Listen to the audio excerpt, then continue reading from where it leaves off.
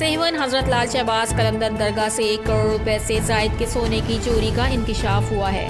Report के मुताबिक दरगाह लाल शहबाज कलंदर से एक माह में 1,23,72,683 रुपए का नजराने में दिया गया सोना चोरी हुआ, जिसके बाद निगरां वजीर औकाफ उमर सोमरो ने दरगाह के मैनेजर को मुअत्तल करके मुकदमा दर्ज करने का हुक्म दिया है। तर्जुमान वजीर औकाफ व कानून ने बताया कि इंक्वायरी कमेटी के सामने दरगाह के मैनेजर जुबैर बलोच ने अपनी चोरी का जुर्म कबूल किया है।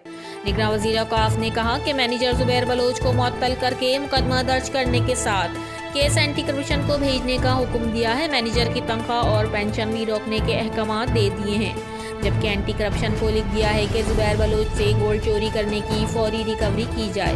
निगरां वजीर का कहना था कि इसके साथ साथ तमाम दरगाहों के मैनेजर के खिलाफ भी तहकीकात होंगी। ज़राए के मुताबिक सेक्रेटरी मुनव्वर महसन ने जुबैर बलोच को हजरत लाल शहबाज कलंदर की दरगाह पे मैनेजर तैनात किया था और जुबैर बलोच रिटायर्ड होने के करीब हैं, जबकि कई साल से नजराना बॉक्स की चाबी इसी के पास होती है। रिपोर्टर हसन एंजरियो, CCN न्यूज़।